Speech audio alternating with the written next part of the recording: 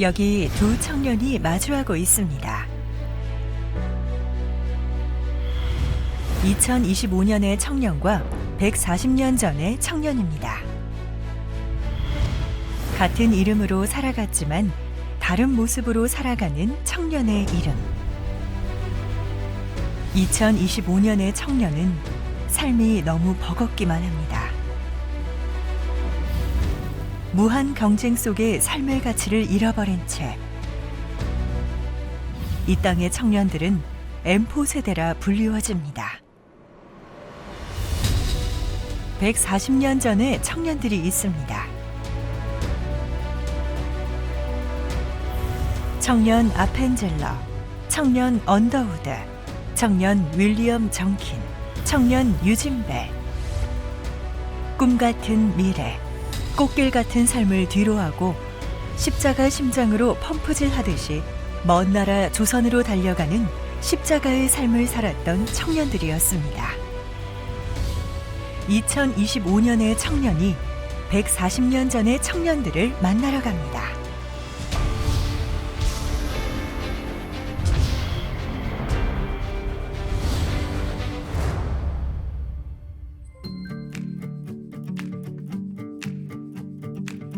(2025년 4월 28일) 오전 8시 용인에 위치한 칼빈 대학교.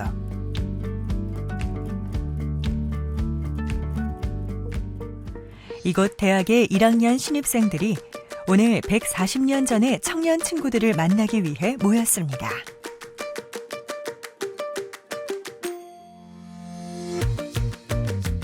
녹음이 짙어가는 5월, 푸르름의 하늘과 함께 그들이 탄 버스가 경험이 학습되는 곳, 칼빈 대학의 캠퍼스를 떠나 첫 여정으로 힘차게 달려갑니다.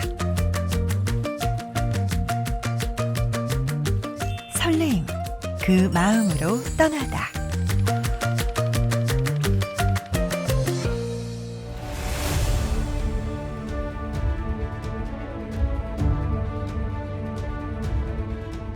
이곳은 양화진 외국인 선교사 묘원입니다.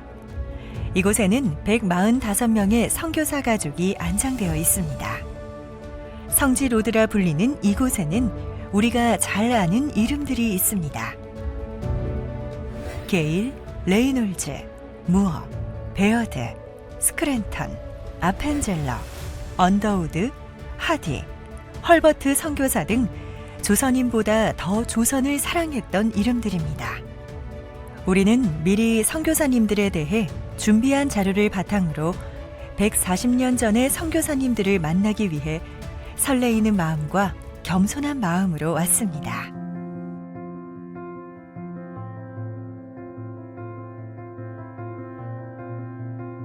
여기 아펜젤러 선교사님을 마주하게 되었습니다. 1885년 4월 5일 부활절 아침에 사망 권세를 이기신 주님의 이름으로 조선의 결박을 하나님의 이름으로 끊고 빛을 비치기 위해 청년 아펜젤러는 제물포항에 첫 발을 내디뎠습니다. 청년 아펜젤러는 배제학당과 정동제일교회를 설립했으며 한국 최초의 서양식 교육을 도입하여 많은 인재를 배출하였습니다.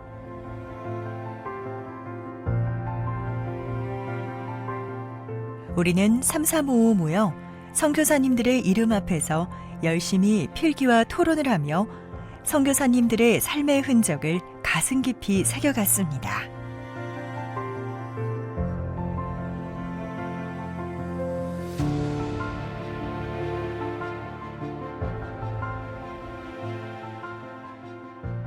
정말 선교 사명을 통해서 참 많은 은혜를 받고 가는 것 같습니다. 특히 145명의 이 선교사님들이 묻힌 곳에서 이곳이 정말 믿음의 거룩한 그루터기다라는 것을 정말 마음속 깊이 알아가는 시간이었던 것 같습니다. 또한 오늘 하디 선교사님의 설명을 통해서 하디 선교사님도 청년의 때에 이 한국에 오셔서 정말 어려운 시기를 겪고 있는 한국을 뜨겁게 부흥시키셨는데 지금 잊혀져 가고 있는 이 대한민국에 그리스도인으로서 저를 통하여 또한 이 칼빈 대학교 신학교 학생들과 함께 다시금 대한민국의 부흥을 되살리는 그런 청년으로서 하나님의 종으로서 살아가고 싶습니다.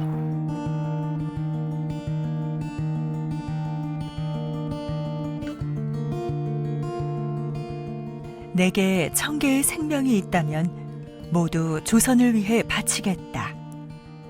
1907년 구한말 조선에 도착한 지 불과 9개월도 되지 않는 1908년 24세의 일기로 돌아가신 미국 남감리교 선교사 루비 캔드릭 선교사님의 말씀도 가슴 깊이 새기겠습니다.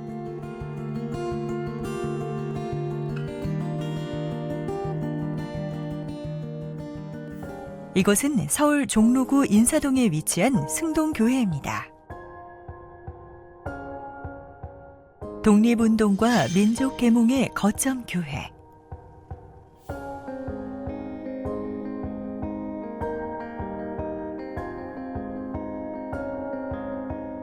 승동교회는 1919년 2월 20일 제1회 학생 간부회의를 열고 독립선언을 하기로 결의한 곳으로 독립운동과 민족의 계몽운동에 앞장서며 민족의 역사로 남겨진 교회로서 우리들의 가슴에 대한민국 조국의 이름을 깊이 새기는 시간이 되었습니다.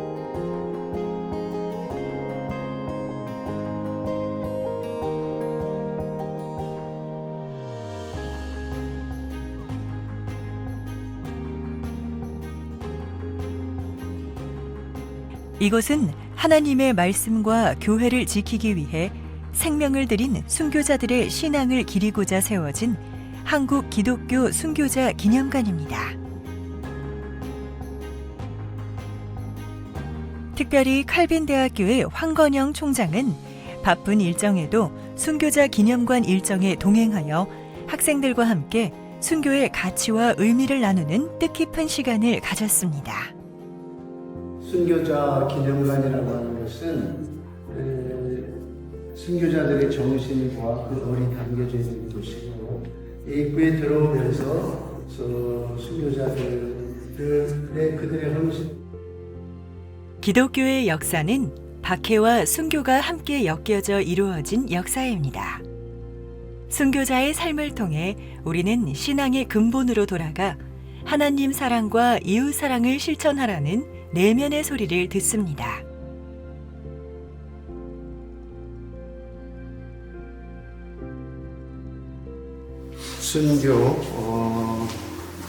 순교라고 하는 것은 우리가 우리의 생을 다해서 생을 떠나는 것이 아니라 하나님께서 우리에게 주신 사명들을 감당하면서 우리의 마지막 삶을 정리하는 것이 순교의 진정한 의미가 아닐까 그렇게 생각을 해요.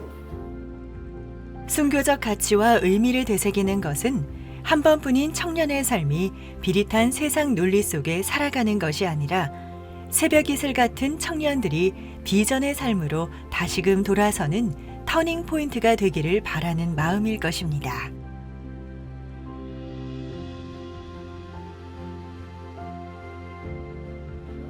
우리가 살아도 주를 위하여 살고 죽어도 주를 위하여 죽나니 그러므로 사나 죽으나 우리가 주의 것이로다. 아멘. 내가 하나님께 기쁨을 얻으랴. 사람에게서 기쁨을 얻으랴. 내가 사람에게서 기쁨을 얻으면 그리스도. 사나 죽으나 주의 것이로다.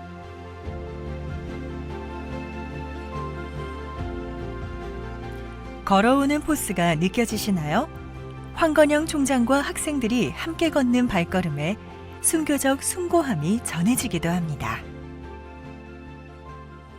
그 교회에서 자주 불렀던 그 십자가의 길 순교자의 삶이란 그 찬양 알아요? 그 한번 불러볼까? 내 마음에 주를 향한 사랑이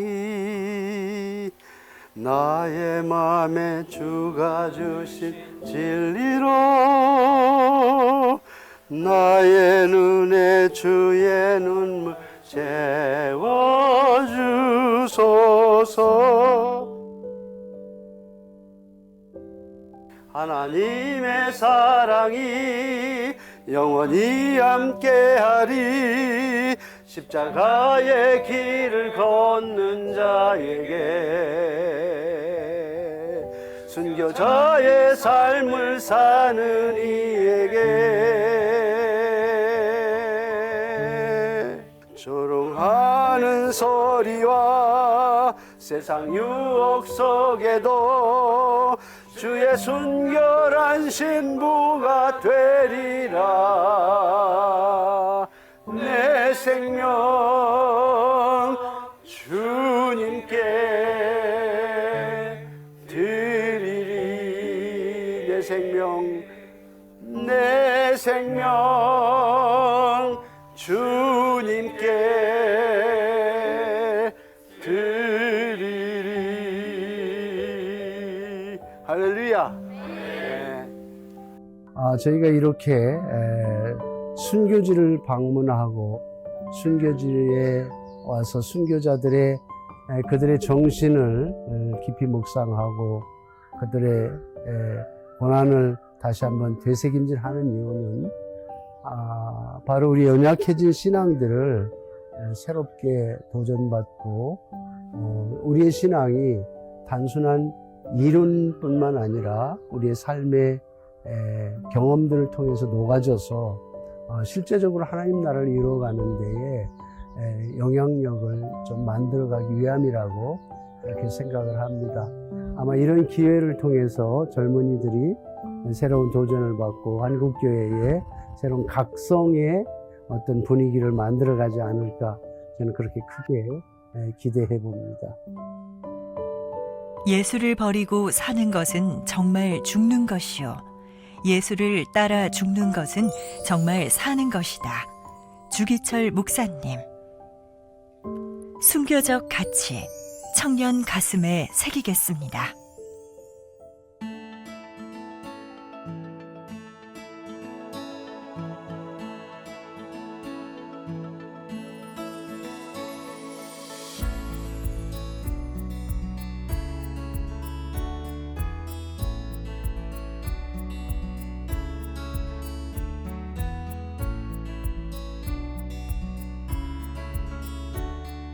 오늘은 140년 전의 선교사님들과 청년의 감성을 공유하기 위해 전주 예수병원 길 건너편 선교사 묘역을 아침 일찍부터 찾아왔습니다.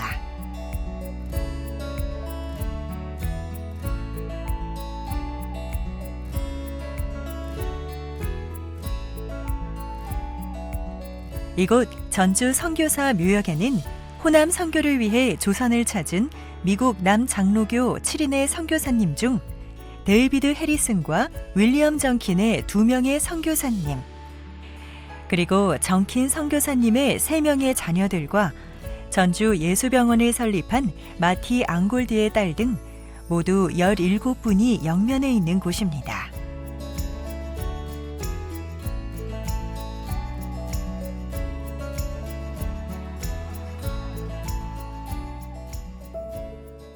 여러분, 여기는 정킨 선교사님의 묘역인데 이제 세 아들과 같이 묻혀져 있는 자리입니다. 1892년에 남장로교 최초의 7인의 선교사님들이 한국으로 와서 이제 선교를 하셨는데, 그때 그 당시에 조선 우리 한국 땅이 폐렴이 굉장히 심했던 시기였는데 폐렴으로 인해서 세 아들이 죽게 되고 얼마 지나지 않아서 정킨 선교사님도 하나님의 부르심을 받았습니다.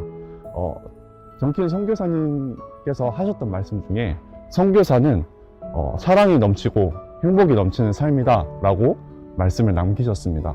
그 말씀처럼 우리도 현재를 살아가는 우리 청년들과 수많은 이제 크리스천들이 선교사의 사명을 잊지 않고 하나님의 부르심을 받았고 사랑과 행복이 넘치는 그런 선교적인 삶을 살아가셨으면 좋겠습니다.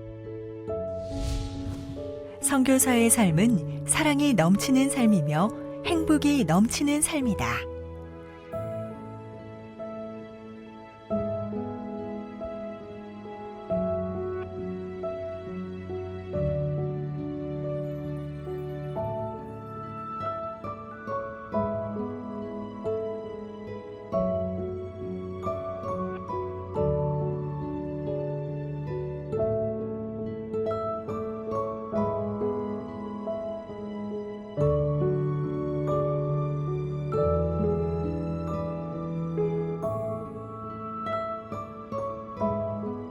군산 선교의 아버지라 불리는 정킨 선교사님은 풍토병으로 세 아들을 잃었음에도 선교를 포기하지 않고 복음 전파를 위해 척박한 땅을 일군 강력한 선교적 사명으로 16년간 헌신적 선교 활동을 하셨습니다.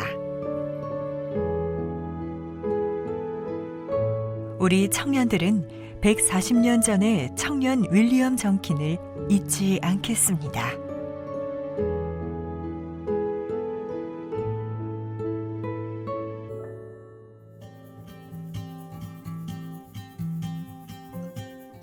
전주 서문교회 역사관을 방문하였습니다.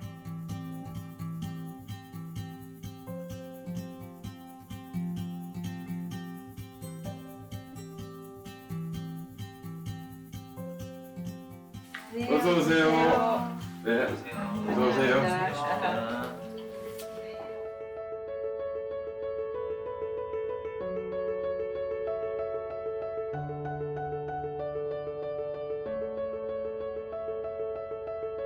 오늘 와주신 칼빈대학교 학생들을 환영합니다. 저희 가지고 있는 좋은 자료들을 보여드리겠습니다. 역사관의 이종혜 권사님이 반가운 마음으로 손수 귀한 선교 자료들을 꺼내오셨습니다. 1892년 미국 남장로교 선발대 7인이 조선에 들어와 1893년 서문교회를 세우고 호남 복음화를 위해 희생하고 헌신하였습니다. 여기 있는 자료들이 미국 남장로교 선교사님들께서 미국에 보고한 초창기 자료들입니다. 네, 저희 전주 서문교회는 1893년 7인 미국 남장로교 선교사님을 통해서 전주에 처음으로 세워지게 되는 그런 배경을 갖고 있습니다. 그래서 1897년에 처음 세례교인들이 나오기 시작했고 1897년에 같은 해에 인골도라는 의료 선교사님께서 오셔서 저희 의료 선교가 시작이 됩니다. 그래서 이 지역에 여러 아픈 그리고 의료의 혜택을 받지 못하고 있던 사람들이 그때부터 치유의 역사가 일어나게 됐고 그 다음에 그 1900년부터는 신흥학교와 기전학교가 설립이 되게 돼서 교육에도 이분들이 의료와 같이 큰 기여를 하게 됩니다. 복음과 함께 이러한 것들이 복음의 그 전도의 중요한 역할들을 함으로 인해서 더 많이 그 신도들이 늘어나게 됐고 전주의 그 어떻게 보면 문화의 그 변화가 일어나게 된 큰 배경이 되겠습니다.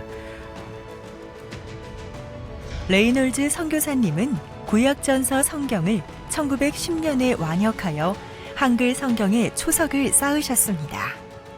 아까 우리 선교사님들이 처음 오셔서 이제 그 선교의 기록들을 본국으로 보내주셨다라고 말씀하셨는데 이 기록들이 여기 적혀 있는 것 같고 제가 좀 잠깐 읽어봤는데 진짜 굉장히 좀 흥미로운 내용들이 여기 있는 것 같아요. 그래서 제가 한번 잠시 살펴보니까 이런 기록이 있네요. I am speaking of the change of attitude of the boys toward us. 그러니까 청년들의 우리에 대한 태도가 달라지기 시작했다. 그러니까 어떻게 달라졌냐? This was brought about in part by our giving them some pictures cards which had been sent us by some little girls. 볼티모어에 있는 그 작은 소녀들이 이제 한국 우리 학생들에게 이제 주라고 어떤 그림 카드를 줬나 봐요. 그래서 나머지 내용을 보니까 그 뒤에다가 요한복음 3장 16절을 이제 기록을 해서 그 우리 작은 소녀들에게 이제 줬다. 그래서 이러한 작은 그 소녀들의 헌신이 우리 소녀들의 우리 대한민국 소년들의 그 어두운 마음을 밝혀주기를 신뢰를 하면서 이렇게 그들의 작은 헌신을 그 소년들에게 이제 이렇게 나눠 주었다라는 그런 내용이 여기 나오고 있는 것 같습니다. 그래서 선교사들이 참으로 우리 특별히 어린 아이들 그리고 소외받는 계층들 그런 쪽에 특별히 많은 신경을 쓰셨던 것 같고 우리가 알고 있지만 이런 그들의 노력이 정말 이들의 그 어두운 마음을 밝히고 정말 예수님께서도 어둠 가운데 빛으로 오셨는데 정말 이들도 그와 같은 사명을 본받아서 정말 이렇게 어두운 가운데 빛의 사명을 감당했던 분들이 아니었나 이 편지가 그런 것들을 잘 보여주는 것 같아요. 우리 서문교회 역사관에서는 우리 서문교회에 관련된 그 과거의 기록들을 전부 보존하고 있습니다. 우리 이 서문교회에서 이런 역사관을 운영함으로써 좀 우리 다음 세대들에게 좀 선교사들이 어떻게 우리 한국에 선교를 했는지를 오롯이 알려드리고 싶은 마음이 있습니다. 오래된 교회로서 마땅히 해야 되고, 특히 이런 모든 기록물들이 많이 사거지고 있어요. 지금 그리고 잉크로 쓴 것들은 그 잉크가 날아가서 잘 안 보이고 그러거든요. 그런 것들을 좀 정리하고 이거를 빨리 우리가 보존을 해야 되겠다 하는 생각이 들어서 우리 교회에서 몇 분들의 장로님들 또 권사님들 또는 집사님들이 봉사하는 차원에서 일을 여기서 하고 있는 것입니다.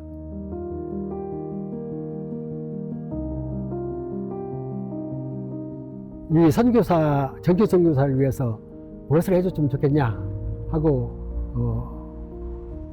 말하니까 리번 선교사가 이 한국에는 성도들이 너무 일찍 예배에 참석하기 위해서 오는 분이 있고 중간에 오는 분도 있고 거의 끝날 때쯤 오는 분들이 많이 있다. 시간을 잘 몰라서 이렇게 어려움이 있으니 시간을 알릴 수 있는 종을 해줬으면 좋겠다. 그래서 종을 여기서 구입해서 보내줍니다.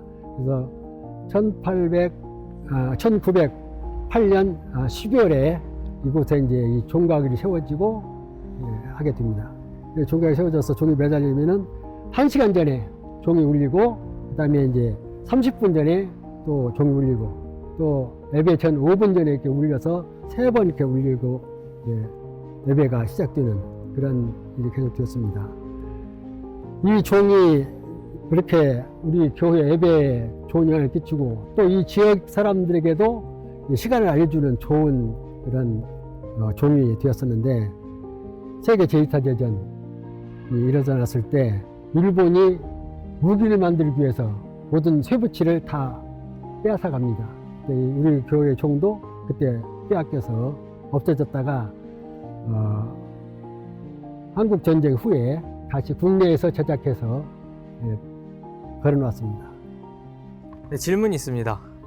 네, 이 종각이 일제강점기 때 일본이 전쟁 무기 제조를 위해서 이 종을 빼앗아 갔다고 들었는데, 그 후에 이 종각에 남은 나무들과 이 기둥들과 또 이 위에 있는 지붕은 그대로 남아 있었는지, 아니면 그 뭐 다른 용도로 바꿔서 썼다든지 어떻게 되었을까요, 그 후로?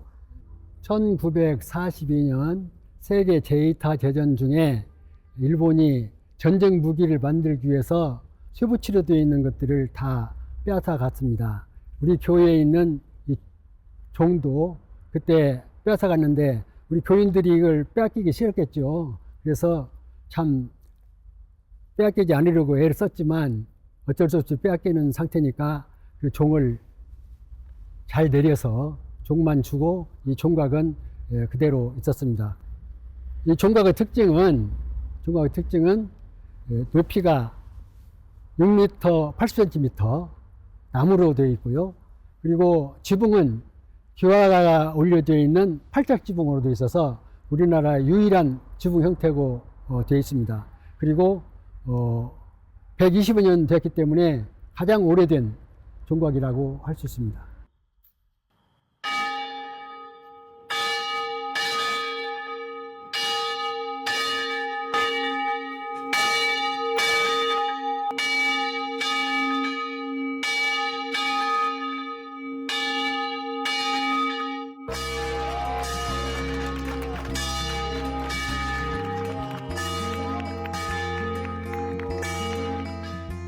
특별히 종을 울리는 거룩한 퍼포먼스가 연출되었습니다. 우리는 이렇게 직접 교회 종탑의 소리를 들어보는 것은 처음이었기에 너무나 큰 감격과 벅찬 감동이었습니다. 복음의 종소리가 이 민족을 살리는 생명의 울림이 되기를 바라고 기도합니다.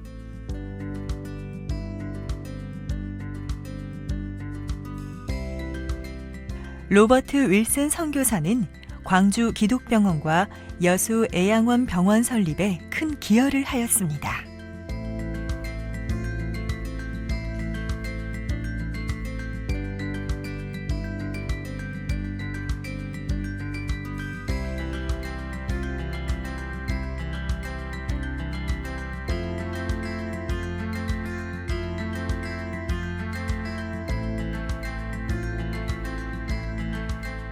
이제 우리는 호남 선교사 묘역이 있는 광주 선교의 1번지 양림산으로 향했습니다.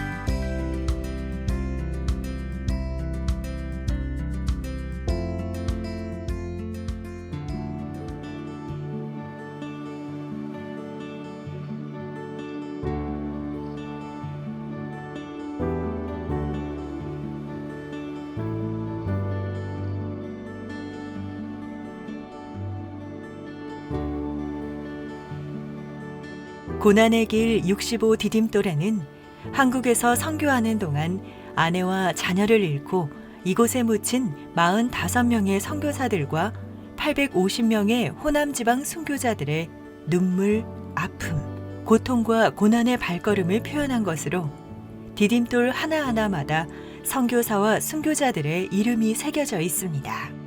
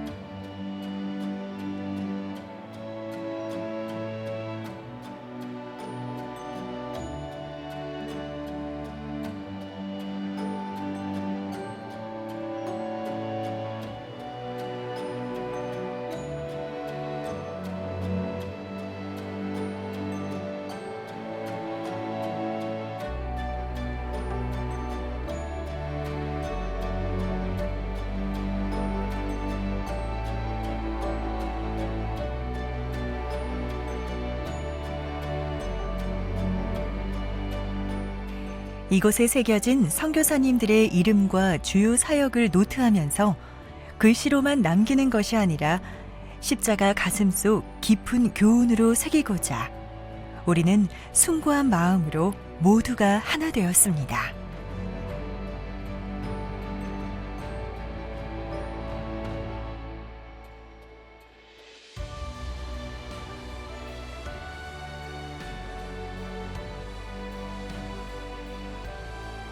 호남 선교사 묘역에는 호남 선교를 위해 헌신한 26명의 선교사와 그의 가족, 45개의 비석이 있는 호남 기독교 성지로 세계 유일무이한 곳입니다.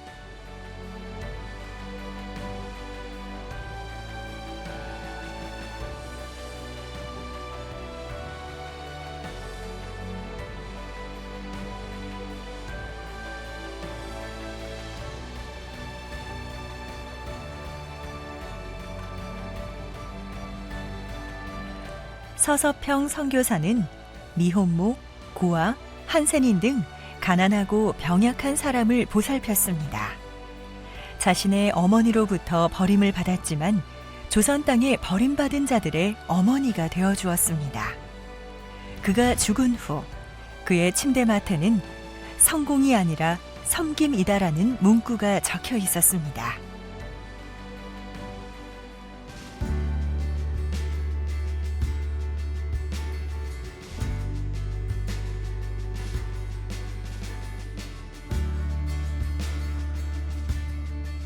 기독교 140주년을 기념하며 숭고한 사랑 위대한 시작을 선물하여 주신 우리 선교사님들의 노력을 감방했습니다.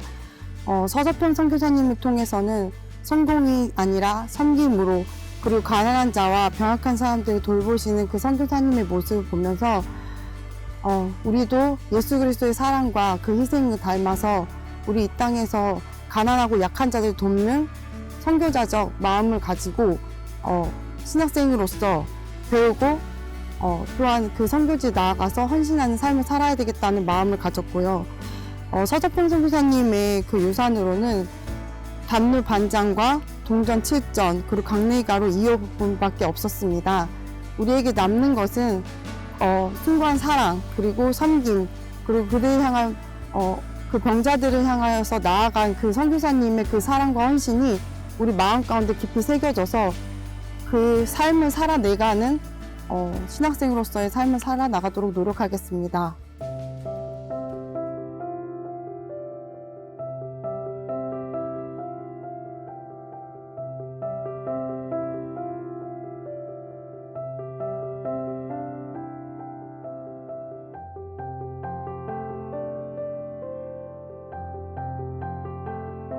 유진벨 선교사는 당시 돌림병에 걸린 어린아이를 버리는 묘지였던 양림산에 교회와 학교, 병원을 세워 죽음의 산을 생명의 산으로 바꾸며 50여 개의 교회를 세우셨습니다.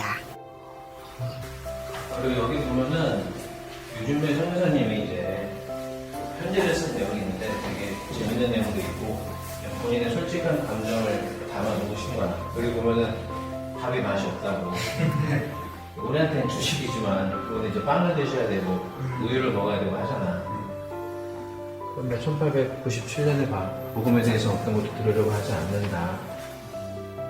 굉장히 좀 암울한 상황일 수 있는데 그래도 얘들이 끝까지 노력을 하니까 그래도 맞아요. 여기 있는 내용들이 유진벨 선교사님이 이제 편지를 보낸 거거든. 뭐 어머니에게나 뭐 지인들에게나 가족들에게 편지를 보낸 내용인데 여기 한번 우리가 한번 읽어볼래? 1898년에 선교사님이 보내신 글인데 한번 네가 한번 읽어볼래? 그들은 상당한 기간 동안 정치적인 독립을 얻지 못할 것 같습니다. 관리 계층이 너무나도 부패해 있으며 아무짝에도 쓸모가 없습니다. 이 백성들에게는 복음 이외에는 결코 희망이 없습니다. 조선은 복음만이 살 길입니다.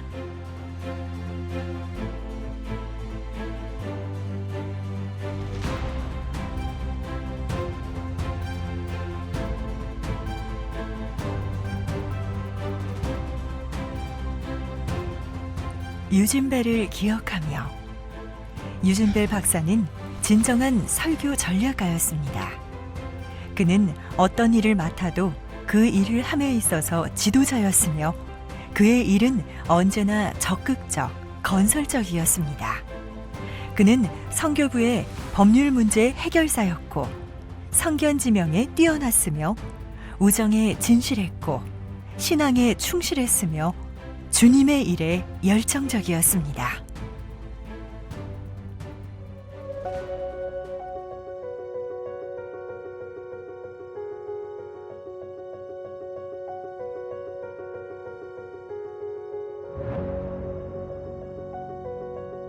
우리가 여기 최영종 기념관에 왔다가 또 그래도 이분은 꼭 한번 살펴보고 싶어서 잠깐 여기 이 이수정이라는 분에 대해서 설명을 해주면 이분은 우리나라 성경을 선교사님들이 들어오기 전에 일본에서 미리 번역을 하신 분이야. 그래서 일본으로 가셨다가 원래는 이제 농업을 공부하러 가셨다가 거기서 예수님을 만나고 거기서 이제 이분이 굉장히 똑똑하신 분이거든. 그래서 성경을 번역하고 또 미국에 우리 조선을 위해서 선교사님을 보내달라고 편지를 보내주셨어. 이수정 선교사는 최초의 한글 성서를 번역하였으며 미국 기독교인들에게 조선에 선교사를 보내줄 것을 요청하였고 미국 북장로교회 해외 선교부는 이수정의 편지를 계기로 언더우드를 한국을 위한 선교사로 임명하였습니다. 이수정 선교사는 아펜젤러와 언더우드에게 한국어도 가르치며 복음을 전하기 위해 앞장서 왔습니다. 오방 최응종 목사는 유진벨 선교사를 만나 인생이 변화되었고 광주 최초의 목회자로 기독교적 가치관을 실천하며 신행 일치의 삶으로 광주 근대사의 많은 부분에 영향을 미쳤습니다. 특히 나병 환자들을 섬기며 나병 환자의 아버지로 불려졌습니다. 기도하는 최응종 목사님의 모습에 우리는 누구나 할 것 없이 무릎을 꿇어 그 자리에서 잠시나마 기도를 하였습니다. 주님, 오방 최응종 목사님 같은 기독교 가치관으로 세상을 변화시키는 청년이 되게 하옵소서. 하나님 사랑, 이웃 사랑, 나라 사랑, 최응종 목사님의 3의 정신을 새기겠습니다.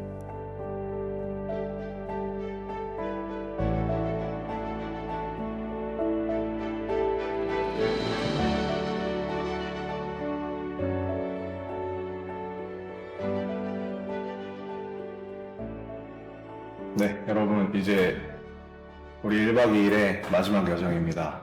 우리가 1박 2일 동안 듣고 보고 배웠던 우리 선교사님들의 그런 헌신과 선교와 하나님의 복음 전파를 생각하면서 우리가 이 땅의 부흥을 다시금 우리를 통하여서 새롭게 일어날 수 있기를 바랍니다. 우리 그런 마음을 가지고 이 찬양 드렸으면 좋겠습니다. 다 같이 찬양합시다. 이 땅의 방문함을 보소서. 하늘의 하나님 그들을 베푸시는 주여 이 땅 고쳐 주소서. 부흥의 느낌 타오르게 하소서. 주의 영광 가득한 부흥의 물길 타오르게 하소서. 진리의 말씀 이 땅 새롭게 하소서. 임하소서.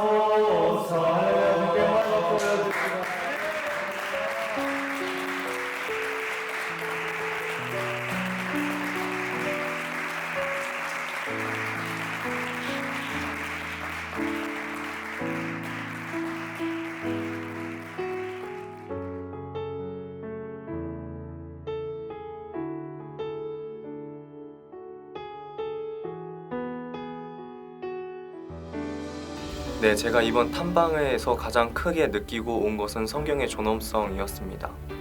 양화진에서도 그렇고 선교자 기념관에서도 그랬듯이 선교자였던 그들은 이 땅에 뼈를 묻게 되었지만 그들이 가지고 온 성경은 여전히 살아 숨쉬게 되었음을 보게 되었습니다.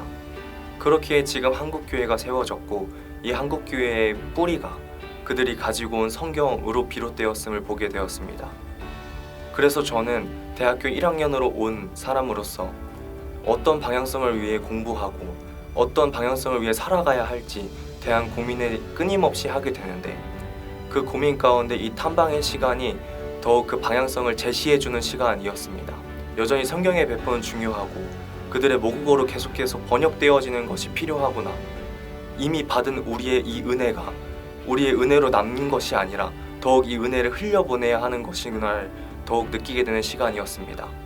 그래서 대학교 1학년에게 이렇게 좋은 시간을 허락해 주신 하나님께 감사를 드리는 시간이었습니다. 네, 이번에 유적 탐방을 하게 되면서 순교자 기념관을 가게 되었는데요. 처음 가게 되어서 입구에 들어가자마자 보이는 공간에 이제 매료되었어요. 왜냐하면 그 공간은 사방이 좁혀져 있었지만 하늘이 뚫려 있어서 기도가 하나님께 올라가는 걸 보여주는 공간이었어요. 총장님께서 하늘을 보면서 같이 기도를 하게 되었는데 그 기도가 하늘로 올라가는 기분과 감정이 느껴졌고요. 하나님의 감동하심이 저의 마음을 울려서 총장님의 그 기도가 하나님께 닿고 있다는 것을 제가 느꼈습니다. 그래서 이번 그 유적 탐방 기회를 통해서 하나님께서 저에게 가르쳐 주신 것과 배움과 그리고 느낌을 잘 다듬어서 이제 신학과 1학년이지만 하나님의 일을 하게 되는 사람이 되고 싶습니다. 저는 오방 최응종 기념관을 탐방하면서 청년의 시절 하나님을 만나여 변화하신 최응종 목사님의 업적과 그분의 삶에 대해서 알 수 있었습니다. 최응종 목사님은 나병 환자의 아버지로서 독립운동가로서 세상의 것들을 포기하고 오직 하나님 안에서 선한 영향력을 미치는 삶이 무엇인지에 대하여 보여주셨습니다.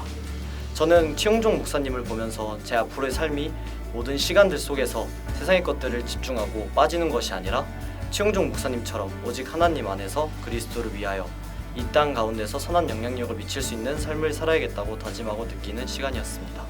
학생들이 굉장히 열정적으로 또 진지하게 임하는 모습들을 볼 수가 있었습니다. 특별히 현장에 가서 이제 설명하시는 분들의 설명을 들으면서 그것을 하나라도 놓치지 않고 이제 귀에 담아내려고 하는 그들의 모습을 볼 수 있었고, 또 탐방제가 어떠한 의미를 가지고 있는지 그들의 눈에 담아내려고 하는 그들의 또 그 마음들을 또 볼 수가 있었고, 또 그들이 그때 느끼고 또 경험했던 것들을 잃지 않기 위해서 하나하나 기록해 나가는 또 그들의 이제 손길을 통해서 정말 오히려 걱정보다는 큰 기대를 품을 수가 있었습니다. 그러면서 제 마음속에 이런 생각이 들더라고요. 140년 전에 이 땅에 오셨던 우리 선교사님들도 이들과 같은 20대 초반에 또 중반의 나이에 이 땅에 오셨는데 그들에게 그런 기회가 주어졌고 또 하나님의 은혜가 주어졌기 때문에 그들이 이 땅에 올 수 있었다. 그러니까 그때도 동일하게 역사하신 하나님께서 우리 학생들에게도 동일한 은혜를 주시면 이들도 그들과 같은 위대한 역사들을 이 땅 가운데 오늘날 이 시대에 이룰 수 있겠다라는 그런 기대가 저한테 오히려 이번 기회를 통해서 얻게 되었습니다.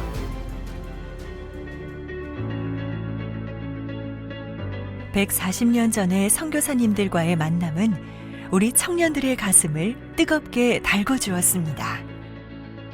140년 전 청년 선교사님들을 만난 칼빈 대학교의 학생들이 다시금 선교의 가치를 새기며 새로운 부흥과 AI 시대, 더 위대한 뉴 프론티어가 되기 위해 십자가 심장으로 펌프질 하듯이 달려갈 것입니다.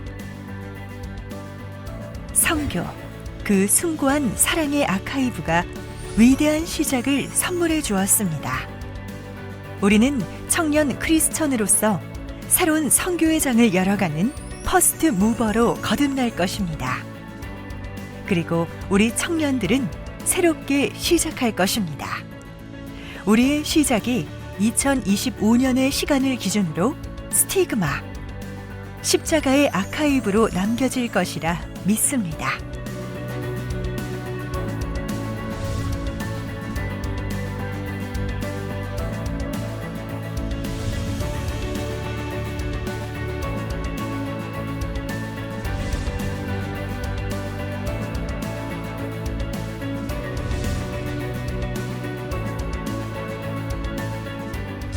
아카이브, 복음을 새기다.